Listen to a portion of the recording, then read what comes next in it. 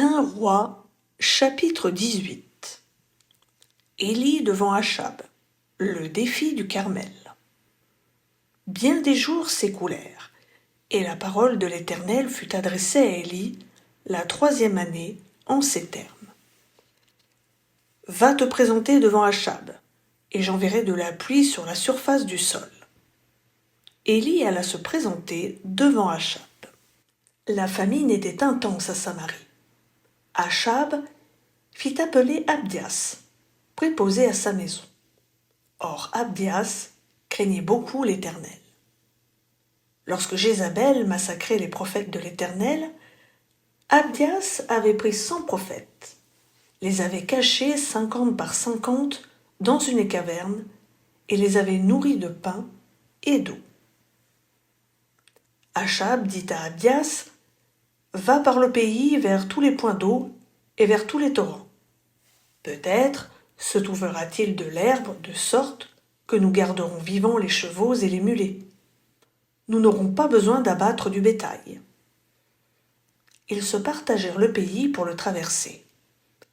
Achab alla seul par un chemin, et Abdias alla seul par un autre chemin. Comme Abdias était en chemin, voici qu'Élie le rencontra. Abdias le reconnut, tomba la face contre terre et dit, « Est-ce toi, mon seigneur Élie ?» Il lui répondit, « C'est moi. Va dire à ton seigneur, voici Élie. » Alors Abdias dit, « Quel péché ai-je commis pour que tu livres ton serviteur entre les mains d'Achab pour me faire mourir ?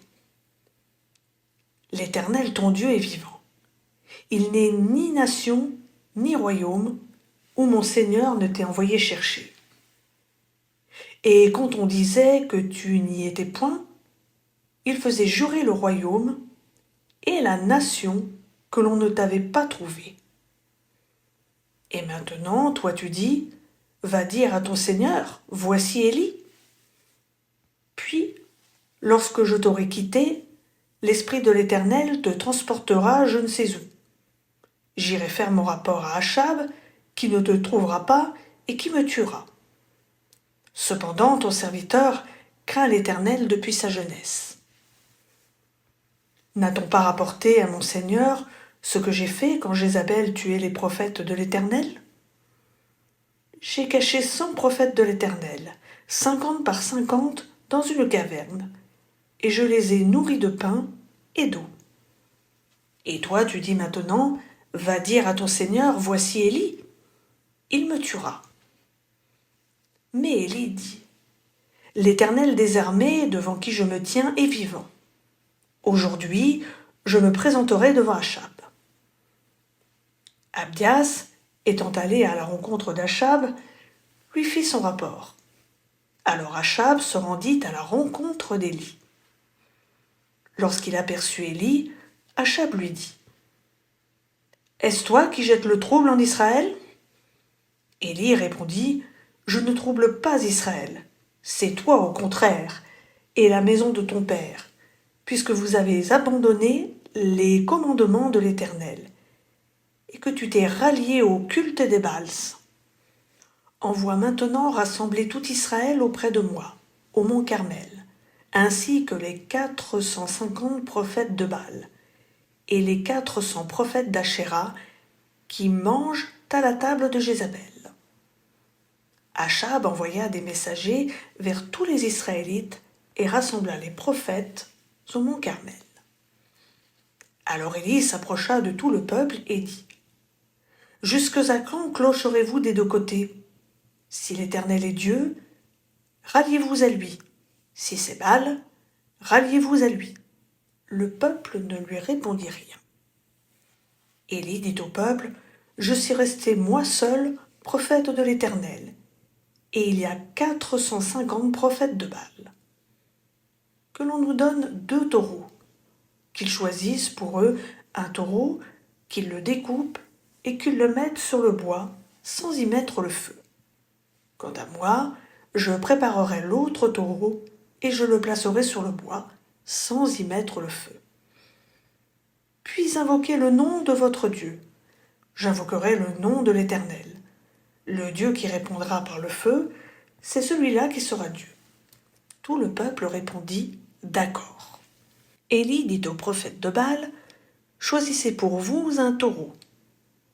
Préparez-le les premiers, car vous êtes les plus nombreux. Invoquez le nom de votre Dieu. Mais ne mettez pas le feu. » Ils prirent le taureau qu'on leur donna et le préparèrent. Et ils invoquèrent le nom de Baal depuis le matin jusqu'à midi en disant « Baal, réponds-nous » Mais il n'y eut ni voix ni réponse. Et ils sautaient devant l'autel qu'ils avaient fait. À midi, Élie se moqua d'eux et dit « Criez à haute voix, puisqu'il est Dieu. Il pense à quelque chose, ou il est occupé, ou il est en voyage. Peut-être qu'il dort et qu'il se réveillera. » Ils crièrent à pleine voix, et ils se firent, selon leur coutume, des incisions avec des épées et avec des lances, jusqu'à ce que le sang coule sur eux. Lorsque midi fut passé, ils prophétisèrent jusqu'au moment de la présentation de l'offrande. Mais il n'y eut ni voix, ni réponse, ni signe d'attention. Élie dit alors à tout le peuple « Approchez-vous de moi ». Tout le peuple s'approcha de lui. Alors Élie rétablit l'autel de l'Éternel qui avait été renversé. Élie prit 12 pierres d'après le nombre des tribus des fils de Jacob, à qui la parole de l'Éternel avait été adressée en ces termes. « Israël sera ton nom. » Il bâtit avec ces pierres un autel au nom de l'Éternel. Il fit autour de l'autel un fossé de la capacité de 2 mesures de semences. Il arrangea le bois, découpa le taureau et le mit sur le bois. Puis il dit « Remplissez d'eau 4 cruches et versez-les sur l'holocauste et sur le bois. » Il dit « Faites-le une seconde fois. » Et ils le firent une seconde fois. Il dit « Faites-le une 3e fois. » Ils le firent une 3e fois. L'eau coula autour de l'autel, et l'on remplit aussi d'eau le fossé. Au moment de la présentation de l'offrande, le prophète Élie s'avança et dit « L'Éternel, Dieu d'Abraham, d'Isaac et d'Israël, que l'on reconnaisse aujourd'hui que c'est toi qui es Dieu en Israël, que je suis ton serviteur et que j'ai fait toutes ces choses par ta parole. Réponds-moi, Éternel, réponds-moi, afin que ce peuple reconnaisse que c'est toi, Éternel, qui es Dieu, et que c'est toi qui ramènes leur cœur. » Alors le feu de l'Éternel tomba. Il consuma l'holocauste, le bois, les pierres et la terre, et il absorba l'eau qui était dans le fossé. Quand tout le peuple vit cela, ils tombèrent la face contre terre et dirent « C'est l'Éternel qui est Dieu, c'est l'Éternel qui est Dieu. » Élie leur dit « Saisissez les prophètes de Baal, qu'aucun d'eux n'échappe. » Ils les saisirent. Élie les fit descendre au torrent de Kishon, où il les égorgea. La pluie. Élie dit à Achab « Monte, mange et bois, car ce grondement c'est la pluie. » Achab monta pour manger et pour boire. Mais Élie monta au sommet du Carmel, et se courbant contre terre, il mit son visage entre ses genoux, et dit à son jeune serviteur « Monte donc, regarde du côté de la mer. » Celui-ci monta. Il regarda et dit « Il n'y a rien. » Élie dit 7 fois « Retourne. » À la 7e fois, il dit « Voici un petit nuage qui s'élève de la mer.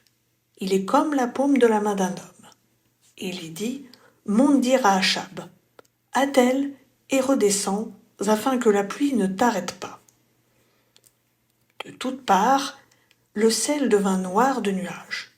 Le vent se leva et il y eut une forte pluie. Achab monta sur son char et partit pour Jizréel. La main de l'Éternel fut sur Élie, qui mit une ceinture à ses reins et courut devant Achab jusqu'à l'entrée de Jizréel.